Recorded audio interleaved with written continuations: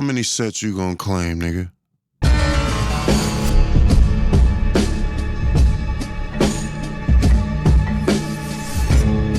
All right. We rolling video, audio. Let's just get to it. Let's not make it so ceremonious. Welcome back to Streams. This is the greatest monologue on earth. I am your host, Red Karan. It is a pleasure to be back in your presence. Thank you for tuning in and thank you for staying tapped in with me. You know what I'm saying?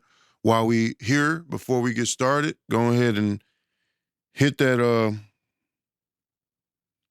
like, share, subscribe, all of that. Leave a comment if you want to right now. Say welcome back. You know what I'm saying? Say whatever you want to say. I don't care. Let's just get the engagement up. Just right now, I just came from dropping my kids off with their mom. And I was riding up the street. And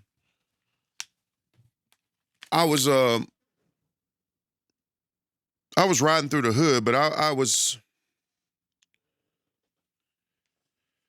don't know. I guess I was on 7 Mile. I was riding through the hood. I was riding through several hoods, and I think I just got to thinking about, and I oftentimes think about the way that we split ourselves into factions. And I don't even think that we're totally conscious of just how much we do it. And I got to thinking of the psychology behind it and why we might do it and for what reason. What purpose does it serve? So just to further explain what I mean, when I was coming up, man, when I was young, coming up in Detroit, I remember people claiming streets, right? It might be 6 Mile, 7 Mile, it might be Curtis, it might be whatever it might be. You know what I'm saying? Whatever it is that you claim, it was typically like we didn't used to really do gangs here. We had gangs probably as long as I've been alive and prior to me being alive. But just from my experience outside, man, Detroit wasn't a place that really had too many gangs. We claimed streets.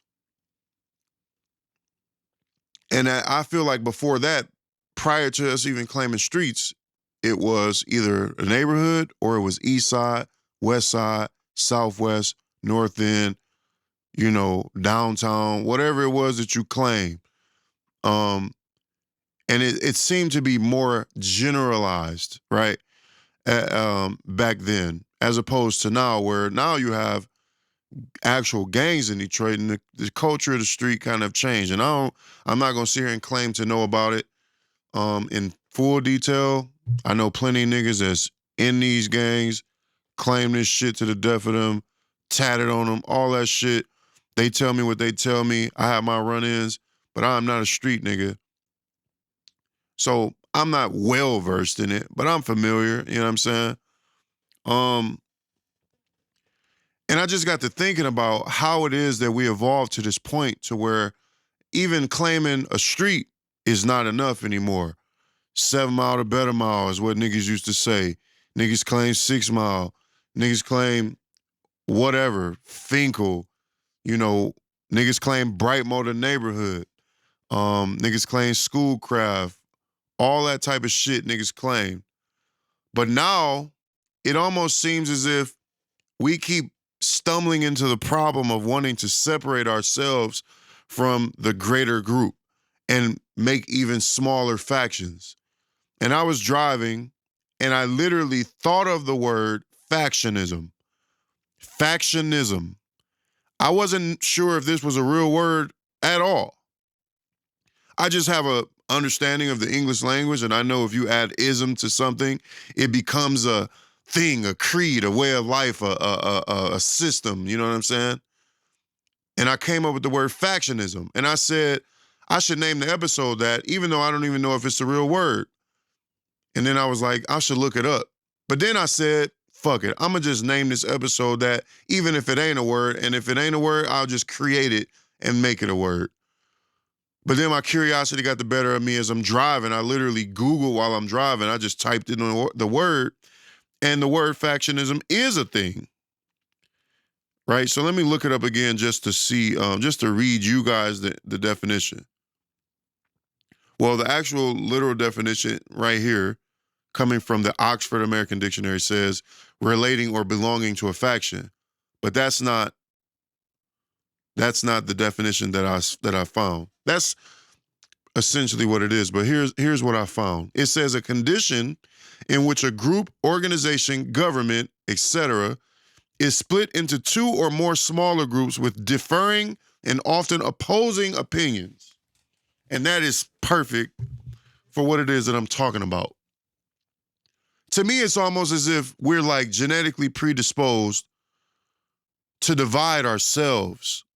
And that could be because of a lot of different influences and causes over the years. You know, the age-old cliche discussion about slavery and all the effects, and thereafter, and all the effects that it's had on our people, our mentality, the way that we relate to one another, and all of those things.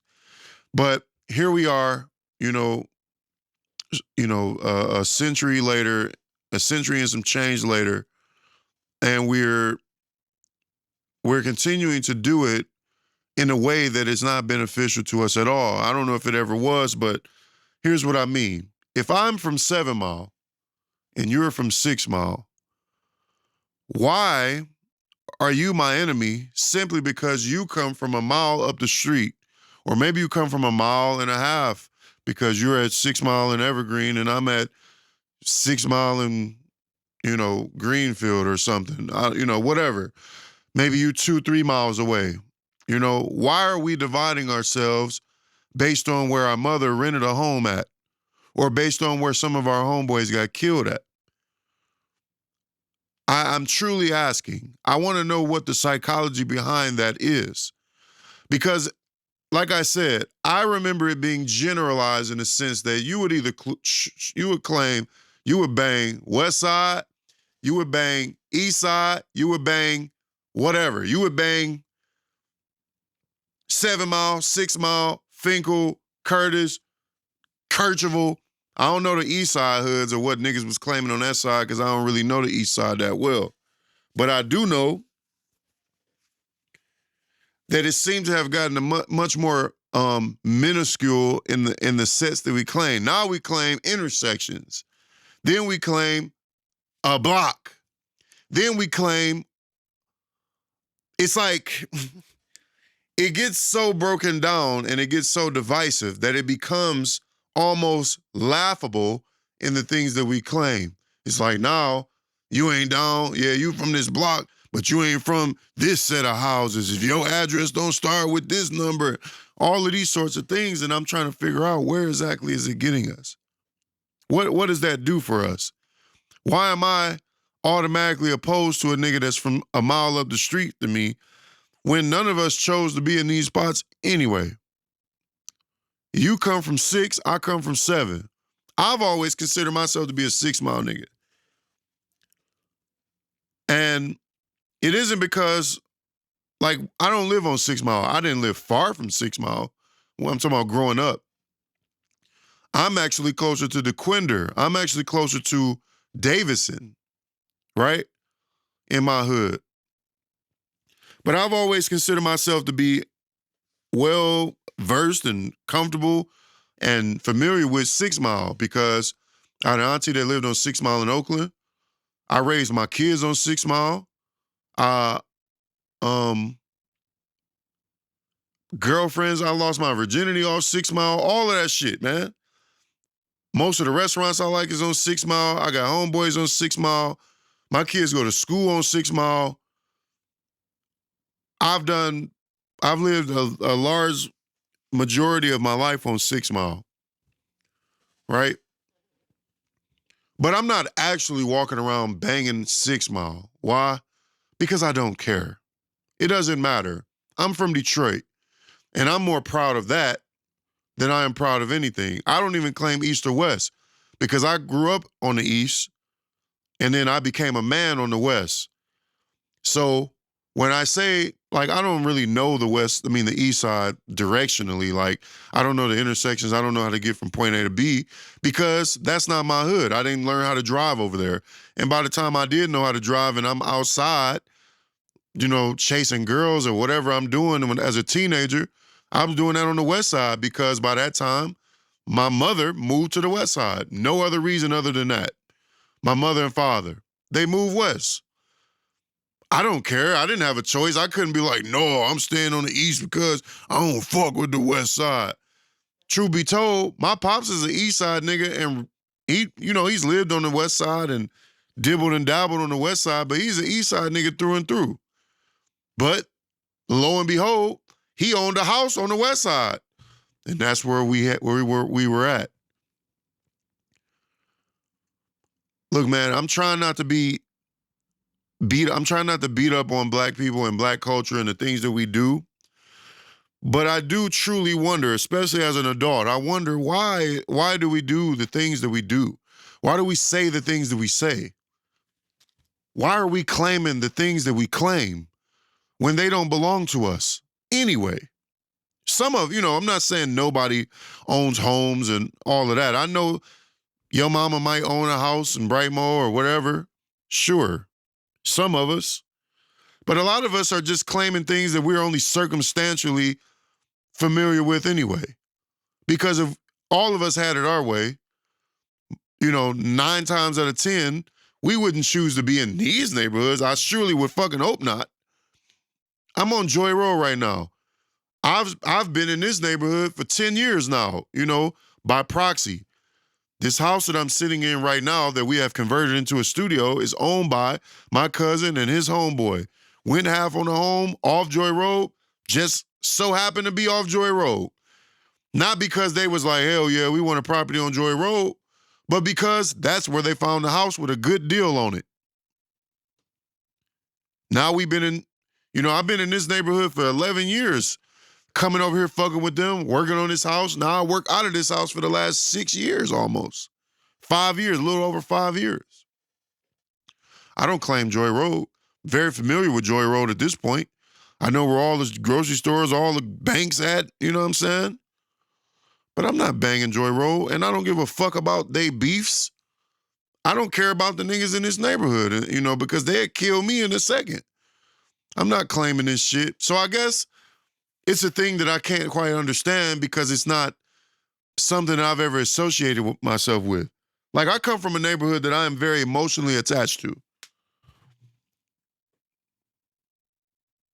Hold on, wait.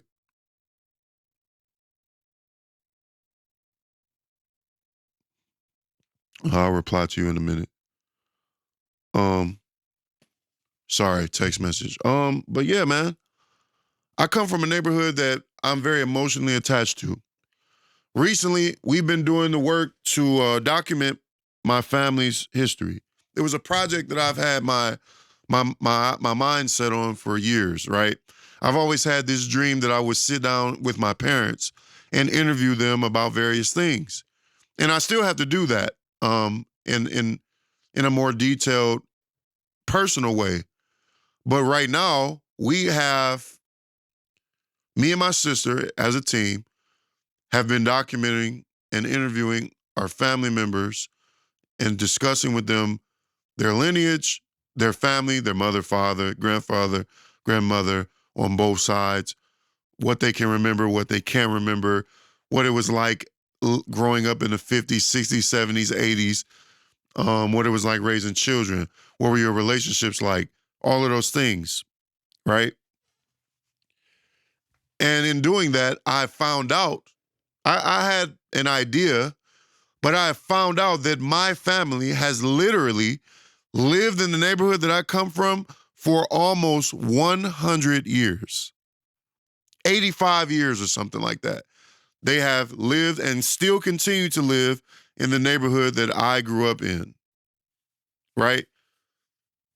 I found out by interviewing my father that his supposed father and his father's parents lived in the neighborhood that I eventually would be born into. We talk about the 1940s, the 1930s. They lived in this neighborhood. Also found out by interviewing my father that my grandmother on my father's side, his mother, when she moved from West Virginia to Detroit at a young age, she moved directly to DeQuinder and 6 Mile in a hood called the Cardboard Valley in the 40s, right? This is the 40s. It's 85 years ago, you know? And that's only a mile and a half away from where I grew up.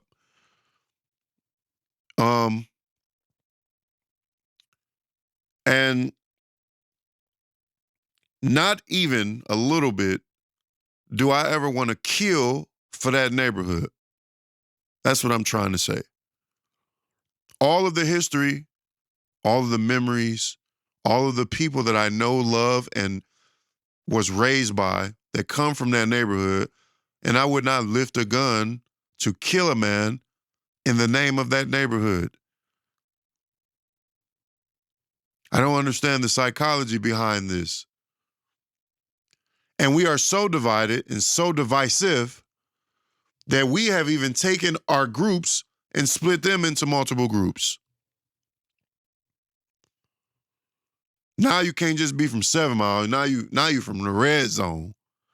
You know, you can't be from, Mac. Now you got to be from Mac and Bewick to be cool. You can't be from, whatever it is. You can't be from Joy Road. You got to be from Joy Road in Southfield. Or you got to be from Joy Road in Evergreen. Or you got to be from Plymouth and Evergreen. Or Plymouth and Bird Road. Or you got to be from Meyer and 7 Mile. Or whatever. It's like, I don't understand what we're doing. That's all. Just as always, just like any other time. I don't understand. I don't know. I guess I don't necessarily need to ramble on about this, but it's something that's perplexed me since I was going to high school, and that became a much more component in my survival because I went to Redford, where everybody claimed something down there, it seemed like. And that was the first time I experienced that because I went to school downtown where the only thing niggas really claimed was McDonald Square, King Homes, or some other shit around the school that I went to. It was just like a few things, but we was kids. We was 13. I was in middle school. So it's like we wasn't really concerned about that. We was watching wrestling and playing Pokemon cards and, when we got in 8th grade, yeah, girls became much more important, but niggas still wasn't really banging on me, at least. They wasn't banging on me, and I knew all the niggas from the hood. You know what I'm saying? But when I got to high school on the west side in Redford, that became a thing. That culture became a thing that mattered to people a lot. Are you 6 Mile? Are you 7 Mile? Are you Brightmo? Are you from, nigga, did you grow up in Redford? All kind of shit that people cared about that I don't give a fuck about. You know what I'm saying? And that's when it became something that I had to be aware of. And I never cared enough to claim anything. I mean, I was a lame. I was out the way anyway. I ain't had nothing to do with none of that shit. But it became much more of a thing in the forefront of my life that I had to pay attention to. And I remember I'm like, now I need to choose something. So I was like, shit, I know 6 Mile. Shit, I remember being on 6 Mile, picking my brother up from his mama as a 5-year-old. You know what I'm saying? I've spent a lot of my life on 6 Mile. I spent a lot of my life everywhere, though. And that's my point in all of this. When people ask me, like, where you from, where you grew up, I damn near don't know what to say. A lot of my formative years were spent everywhere. I spent years in the Brewster Projects. I spent years on 6 Mile in Oakland and Highland Park. On Ferris, I spent years on Woodward and 6 Mile. I spent years on Plymouth and Evergreen. I spent years in Westland, the suburbs, Livonia. I spent years on DeQuinder and 6 Mile, DeQuinder and Carpenter. I spent years everywhere. I spent years on East Warren. I done been everywhere. I done been all the hoods. I know niggas from all over the place, and I've physically been there, spent the night there, spent my time there, worked there, fucked with girls there. I done been on Dexter. I done been everywhere. I spent years in these hoods. So I can't sum up where I became who I am. Because as a little boy, I was on DeQuinder having experiences that I'll remember until I die. But then I learned how to drive on the west side. First place I went when I learned how to drive was Fairlane. I was on 6 Mile in Greenfield at the McDonald's with my driving teacher. That's where I met him at. My driving school was on Wyoming and 6 Mile, right by Mumford. For those of you from Detroit. For those of you not from Detroit, this episode just might not be for you. But my point is, shit, I spent a lot of time on Davidson and St. Louis, where my auntie lived. I done spent years on Van Dyke. You know what I'm saying? I can't give you one spot. And I don't understand how anyone can give you one spot, because I never spent my life in one place. I've got inspiration drawn from all over the world, let alone all over the city. You know, I done been on Schoolcraft in Southfield. I spent literally 5-6 years of my life on Schoolcraft in Southfield. Schoolcraft in Evergreen. I mean, not Evergreen, Greenfield, sorry. I done spent years of my life all over the place, man. I can't narrow this shit down.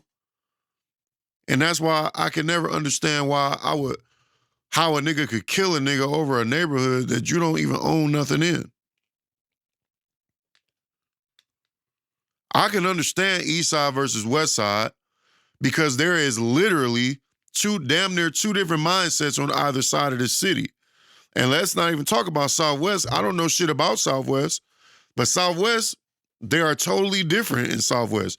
The way that they think, just in the way that people are different from Detroit as opposed to Grand Rapids or Flint. Two different places, right? Maybe similar, but very different if you're familiar with both places, right? So I can understand East versus West a little bit. We still from the same place. We still all got to do business on either side most of the time. I know people that grew up on the East Side and they work in Livonia, or they work in Westland, or motherfuckers that grew up on the West Side and niggas is working in East Point or Roseville or whatever. All of that type of shit. It don't matter. We got to cross these lines. It ain't like we Pakistan and Iraq or Baghdad or something like that, man. We just living in the same place. But that just goes to show you, even if you look on a world level, you have a continent, then you have countries, then you have cities, then those cities have neighborhoods. And we have so much civic pride that we claim something as little as a block in a world that's so fucking huge.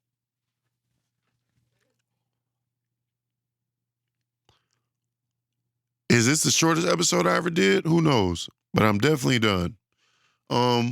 Again, I'm Red Karan. This is Streams, the greatest monologue on earth. I appreciate you for listening. I'll be back whenever I'm ready to be back, man. Appreciate you.